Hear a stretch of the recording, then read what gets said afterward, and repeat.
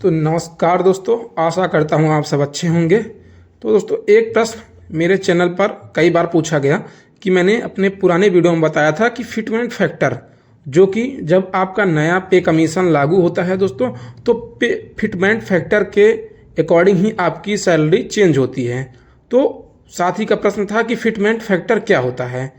तो इस क्लास में हम फिटमेंट फैक्टर के बारे में पूरा डिटेल से देखेंगे। इसमें हम वीडियो में देखेंगे फिटमेंट फैक्टर क्या होता है। अब फिटमेंट फैक्टर आखिरकार कैलकुलेट कैसे किया जाता है। अगर 1.5 या 2.8 इस जैसे कोई डिजिट आ रहे हैं तो ये आखिरकार आते कैसे हैं। और फिटमेंट फैक्टर जो इस बार सुनने में आ रहा है 8 पे कमीशन में 2.86 के अराउंड हो सकता है, तो क्या रियल है या आंकड़े गलत हैं। आगे देखेंगे कि 8वें पे कमीशन में फिटमेंट फैक्टर मतलब कितना रहने का अनुमान है कैलकुलेशन के अकॉर्डिंग, क्योंकि पिछली 2 पे कमीशन के फिटमेंट फैक्टर को हम इस वीडियो में एनालिसिस करेंगे। तो दोस्तों, पूरा वीडियो अंत तक देखिएगा, स्किप मत करिएगा। तो लेट्स स्टार्ट करते हैं हम वीडियो। सर्वप्रथम हम देखते हैं कि फिटमेंट फैक्टर होता क्या है। जैसा मैंने अपने पुराने वीडियो में बताया दोस्तों, फिटमेंट फैक्टर को समझने के लिए अगर आप 2 शब्द मतलब बहुत ज़्यादा डिटेल में ना समझें तो आप ये कह सकते हैं फिटमेंट फैक्टर वह गुणज होता है, मतलब मल्टीपल होता है, जो आपके बेसिक पेमेंट डायरेक्टली मल्टीप्लाई करता है। दोस्तों, बात सिर्फ बेसिक पे की जाएगी, आपकी सैलरी की नहीं। जैसे कहने का मतलब है कि यदि आपका बेसिक पे 18,000 है, जो सबसे कम बेसिक पे होता है 18,000 है, अब प्लस दोस्तों इस पे आपका 50%, मानिए हम 50% करते हैं कैलकुलेशन के अकॉर्डिंग, तो ये 9,000 हो गया। मैं मानता हूँ आपकी सैलरी इतनी ही बन रही, तो आपकी सैलरी वर्तमान में आप देखेंगे कि 27,000 हो जाएगी। तो दोस्तों, आपका जो फिटमेंट फैक्टर है अगर हम 2 मानते हैं तो इसमें 2 का मल्टीप्लाई नहीं होगा। आपका फिटमेंट फैक्टर का मल्टीप्लाई आपके बेसिक पे में किया जाएगा, आपके टोटल ओवरऑल सैलरी में नहीं किया जाएगा। सिर्फ उसका मल्टीप्लाई जो होता है आपका बेसिक पे में किया जाता है। और आपका जो डीए होता है, मतलब महंगाई भत्ता, जिसे डीएनएस एडवांस कहते हैं दोस्तों, वो आपका 0 हो जाता है। तो ये होता है आपका फिटमेंट फैक्टर। आगे चलते हैं कि फिटमेंट फैक्टर आखिरकार कैलकुलेट कैसे किया जाता है। उसके लिए हम पूरा डिटेल एनालिसिस करेंगे। हम देखेंगे कि जो आप हमारा 6 पे कमीशन था जो कि 2006 में आया था, उसमें हमारा जो फिटमेंट फैक्टर था 1.86, और जब 7th पे कमीशन आया तो आपका जो फिटमेंट फैक्टर था वो आपका 2.57 हो गया। अब उस अकॉर्डिंग कुछ लोगों का अनुमान है कि जब हमारा 8 पे कमीशन आया तो वो हमारा फिटमेंट फैक्टर आप मान चलिए कि 2.8 के अराउंड रहने वाला है। तो ऐसा नहीं है, हम इसको डिटेल में देख रहे हैं, क्योंकि कुछ लोग का असेंडिंग आर्डर जैसे बढ़ता आ रहा है, तो जैसे समय बढ़ता जा रहा है तो उस असेंडिंग आर्डर में अपना फिटमेंट फैक्टर बढ़ाते जा रहे हैं दोस्तों, जो कि गलत है। दोस्तों, फिटमेंट फैक्टर हर बार जो था लगभग 2 से अराउंड ही रहता है, जो कि 7th पे कमीशन में फिटमेंट फैक्टर ज़्यादा रहने का एक मूल कारण था कि जो लास्ट पेइंग डियरनेस अलाउंस था 7th पे कमीशन का, वो आपका 125% था। जी दोस्तों, आप सही सुन रहे हैं। जैसे अभी आपका वर्तमान में अगर आप देखेंगे डियरनेस अलाउंस 53% है, जो कि जब 2016 का लास्ट पे कमीशन जब लास्ट समय चल रहा था, मतलब आप डेट मान के चलिए कि 31 दिसंबर 2015 को, तो उस समय आपका जो डियरनेस अलाउंस था वो 125% था। तो उस हिसाब से दोस्तों आपका जो 7th पे कमीशन था उसका फिटमेंट आपका जो ये आपका फिटमेंट है वो अधिक हो गया। आगे चलते हैं, अब इसको हम कैलकुलेट करते हैं दोस्तों। तो फिटमेंट फैक्टर आखिर कैलकुलेट किस फार्मूले पे किया जाता है, उसके लिए बहुत सिंपल फार्मूला है। आपका बेसिक पे होगा, जिसे जो आपका बेसिक पे या ग्रेड पे जो भी हो, जैसे आपका 2,000 हो या 2,400 या 2,800, उसके अकॉर्डिंग जो आपका बेसिक पे बन रहा है, मतलब पे मैट्रिक्स के अकॉर्डिंग, उसके बाद प्लस उसमें आप अपना डियरनेस अलाउंस ऐड कर देंगे। उसके बाद जो आपका परसेंटेज इंक्रीज किया जाएगा सैलरी में। दोस्तों, हर बार परसेंटेज सैलरी में अलग अलग इंक्रीज किया जाता है। जैसे हम आपको दिखाते हैं, ये हमारा आप देखेंगे जब हमारा सेकेंड आपका पे कमीशन आया था तो उस समय आपकी सैलरी में 14% का इंक्रीज किया गया था। ये 14% क्या है हम आपको डिटेल से बताएंगे भी। उसके बाद 20%, उसके बाद आप देखेंगे जब आपका 6ठा वेतन आयोग लगा तो उस बार सबसे अधिक 54% आपका इंक्रीज किया गया था। अब सबसे कम हमारा जो सेकेंड पे कमीशन था उसमें 14.2% इंक्रीज किया गया था। अब आगे चलते हैं, ये मैंने आपको बताया। अब चलते हैं जो हमारा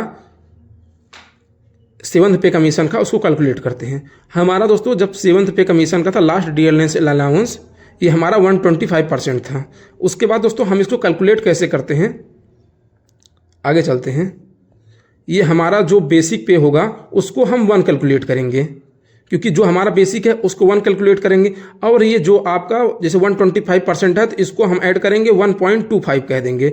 जैसे वर्तमान में अभी हम मानते हैं कि हमारा 53% है तो इसे हम 0.53 कहेंगे, इस अकॉर्डिंग कहेंगे, इसको 0.125 कहेंगे। अब आगे चलते हैं, ये हमारा बेसिक पे या ग्रेड पे जो आपका हुआ वो 1 कैलकुलेट हो गया। उसके बाद आपका जो डियरनेस अलाउंस है 1.25 हो गया। अब उसके बाद इंक्रीज परसेंटेज जो आपकी महंगाई के अकॉर्डिंग जो आपका कमीशन है, इसमें मैंने आपको बताया था एक अध्यक्ष और 2 सदस्य होते हैं, उनके द्वारा इसमें कुछ सैलरी इंक्रीज की जाती है, जो कि मैंने अभी पुराने आपको पीछे दिखाया था कि कहीं 14%, कहीं 20%, कहीं 25%। तो जब हमारा 7th पे कमीशन था, ये आपका कितना हो जाएगा, ये आपका हो जाएगा 2.25, ये आपका 2.25 हो गया। अब इसका पे कमीशन हुआ, इसका उसके 14.3% आपका इंक्रीज किया गया आपकी सैलरी में, कमीशन के द्वारा आपकी सैलरी में इतना इंक्रीज किया गया। मतलब अब आपका 14.3% आपका ये जो टोटल बन रहा है 1 प्लस 1.25 इसको इंक्रीज कर दिया जाएगा। आगे देखते हैं हम, ये आप यहाँ देखेंगे इसका 2.25 का 14.3% इंक्रीज किया गया, जो आपका हो गया 0.32। उसके बाद जब आपको ओवरऑल कैलकुलेट करेंगे तो ये आपका हो जाएगा 2.57। दोस्तों यही 2.57 आपका फिटमेंट फैक्टर हो गया, जो कि उस समय आपकी बेसिक सैलरी 7,000 थी। उस समय जब आपकी बेसिक सैलरी 7,000 थी, तो जिससे आपका 2.57 का मल्टीपल करने के बाद ये आपकी नियर अबाउट मतलब 18,000 से थोड़ा कम थी। इस वजह से आपकी जो बेसिक जो मिनिमम सैलरी थी वो 18,000 रुपये कर दी गई। ये था दोस्तों फिटमेंट फैक्टर। अब इसके अकॉर्डिंग हम आपको बताने चल रहे हैं कि 8 पे कमीशन में आपका फिटमेंट फैक्टर क्या है। अब हम 8 पे कमीशन में चलते हैं। दोस्तों वर्तमान में 8 पे कमीशन चल रहा है। अगर हम अभी देखें तो हमारा डियरनेस अलाउंस कितना है, ये 53% है। ये दोस्तों डियरनेस अलाउंस आपका 53% अभी है, लेकिन ये होली के बाद आपको मतलब 1 जनवरी से ही आपको एरियर के रूप में मिल जाएगा। लगभग आप मान के चलिए कि 3 से 4% आपका इंक्रीज किया जाएगा डीए, जो कि अभी अगर मान चलें अभी मिल नहीं रहा है आपको पैसा, पर अभी आप मान चलिए आपका जो डियरनेस अलाउंस है ये आपका 4% हम इंक्रीज करते हैं तो कितना हो जाएगा 57%, क्योंकि जुलाई में ही घोषणा की जाती है। उस समय दीपावली में घोषणा की जाती है, जो कि आपका जुलाई से एरियर के रूप में मिलता है। इस समय आपको होली में घोषणा की जाएगी, जो कि आपको जनवरी से एरियर के रूप में प्राप्त होगा। अब आगे चलते हैं दोस्तों, 1 जुलाई से फिर से आपका डी इंक्रीज किया जाएगा। नियर अबाउट हम 3% मानते हैं, क्योंकि 3% से 4% के अराउंड आपको इंक्रीज किया जाता है। तो ये आपका 57 60% हो जाएगा। उसके बाद दोस्तों ये फिर से लास्ट पे चलेंगे तो हमारा फिर से 3 से 4% चलेगा, तो 63% फिर से हो जाएगा आपका डीए। आप समझ गए होंगे किस प्रकार से इंक्रीज होगा। अब आगे चलते हैं दोस्तों। अब हम इसको ओवरऑल हम 60% मानते हैं आपका डीए होगा जी। इसी के आसपास रहेगा, थोड़ा कैलकुलेशन करने में आसानी रहेगी। हमारा जब डीए 60% हो गया तो मैंने जैसे आपको कैलकुलेट किया था, जो आपका बेसिक पे होगा उसको 1 कर देंगे, और जो आपका डियरनेस अलाउंस होगा उसका परसेंटेज निकालेंगे, डिवाइड बाय 100 कर देंगे, तो क्या हो जाएगा 0.6 हो जाएगा।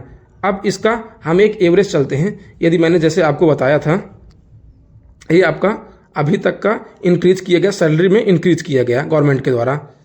सेकेंड पे कमीशन में अगर हम इसका एवरेज निकालते हैं तो ये हमारा नियर अबाउट 25% के अराउंड आता है, मतलब 25% के अराउंड आता है। हम इसको मानते हैं 20% मानते हैं इंक्रीज किया जाएगा, क्योंकि जैसे पिछली बार इंक्रीज किया गया पीछे, तो उस अराउंड हम मानते हैं कि 20% का इंक्रीज किया जाएगा। अब देखते हैं ये हमारा ऐड हो गया, कितना हो जाएगा 1.6, और ये हमारा 1.6 का 20% निकालेंगे ना हम, ये हमारा 0.32 आ जाएगा। अगर इसको हम कैलकुलेट करते हैं तो ये हमारा क्या आ जाएगा 1.92592। ये हमारा फिटमेंट फैक्टर होने की संभावना है, जो आपका जो 8th पे कमीशन है 8वें वेतन आयोग में, ये हमारा फिटमेंट फैक्टर होने की संभावना है। अब चलते हैं, कुछ लोगों का जो अनुमान है 2.5 के अराउंड कुछ हो सकता है। दोस्तों उस केस में क्या होगा कि ये जो आपका सैलरी इंक्रीज है ये मिनिमम 50% के अराउंड होगा, तभी ये जाके आपका 2.5 फिटमेंट फैक्टर होगा। अब आगे चलते हैं कि ये अगर 50% होगी आपका, ये जो आपकी सैलरी इंक्रीज है टोटल सैलरी इंक्रीज है, जो कि छठवें वेतन आयोग में आप देखेंगे कि 54% थी, नहीं तो आप देखेंगे 14%, 20%, 27%, 31%, 54%, पिछली बार 14% थी, उस अकॉर्डिंग।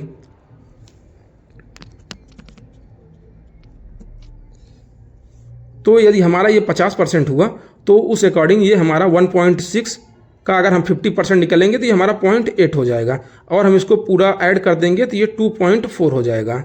अगर दोस्तों मैक्सिमम इससे ज़्यादा मेरे को नहीं लगता कि जो आपका सैलरी इंक्रीज की जा सकती है, 50% से ज़्यादा ये नहीं इंक्रीज की जा सकती, तो मैक्सिमम ये 2.4 से ज़्यादा, मतलब मैक्सिमम 50%, नहीं तो मैंने आपको कैलकुलेट कर बताया कि जैसे 20 या 30% के आसपास रहता है, तो ये आपका फिटमेंट फैक्टर 2 के अराउंड होने की संभावना, इससे ज़्यादा थोड़ा मुश्किल लगता है, लेकिन अब होने की कुछ भी हो सकता है। और यदि आप 50% तक आपका इंक्रीज हो जाता है तो ये आप देखेंगे 2.4 फिटमेंट फैक्टर हो जाएगा। उस अकॉर्डिंग अगर आपकी मिनिमम सैलरी हम कैलकुलेट करें तो यदि 18,000 है आपका बेसिक पे, जो 18,000 है, इसमें यदि हम 2 होती है तो डायरेक्ट 2 का मल्टीप्लाई कर देंगे, 18 दूना 36, तो ये आपका 36,000 बेसिक पे हो जाएगा। इस कंडीशन में दोस्तों आपका जो डीए होगा इसके बाद प्रदान किया जाएगा, आपका वो शून्य मिलेगा, उसके बाद फिर 6 महीने बाद इंक्रीज किया जाएगा। साथ ही साथ जो आपको एचआरए अन्य भत्ते मिलते हैं, एचआरए या टीए, उसमें दोस्तों जो अन्य ऐड करके जो कुछ भी प्राप्त होगा। तो दोस्तों इस प्रकार से ये आपका जो है फिटमेंट फैक्टर हो, जो कि कैलकुलेट किया जाता है। अगर आपको जानकारी अच्छी लगे तो चैनल को लाइक, शेयर और सब्सक्राइब जरूर करिएगा दोस्तों। Thank you for watching my video.